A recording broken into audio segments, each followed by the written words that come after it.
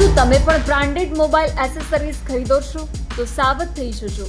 દિલ્હી પોલીસની ક્રાઇમ બ્રાન્ચે એક એવા મોટા રેકેટનો પર્દાફાશ કર્યો છે જે જાણીતા બ્રાન્ડના નામે નકલી માલ વેચતા હતા. દિલ્હી પોલીસના એજીએસ યુનિટે કરોલ બાગ અને મોતીનગર વિસ્તારમાં દરોડા પાડીને ઓપ્પો, વનપ્લસ અને રિયલમી જેવી બ્રાન્ડની નકલી એસેસરીઝ બનાવતું કારખાનું ઝડપી પાડ્યું છે.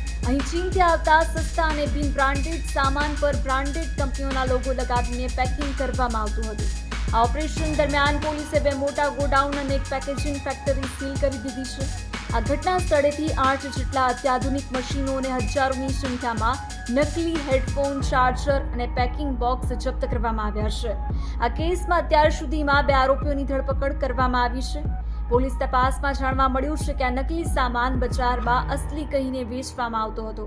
ગુજરાત સુરક્ષિત તમને અપીલ કરી રહી છે કે કોઈ પણ ઇલેક્ટ્રિક વસ્તુ ખરીદતી વખતે અધિકૃત સ્ટોરનો જ આગ્રહ રાખો, જેથી તમે છેતરાતા બચી શકશો. વધુ વિગતો માટે જોતા રહો ગુજરાત સુરક્ષિત.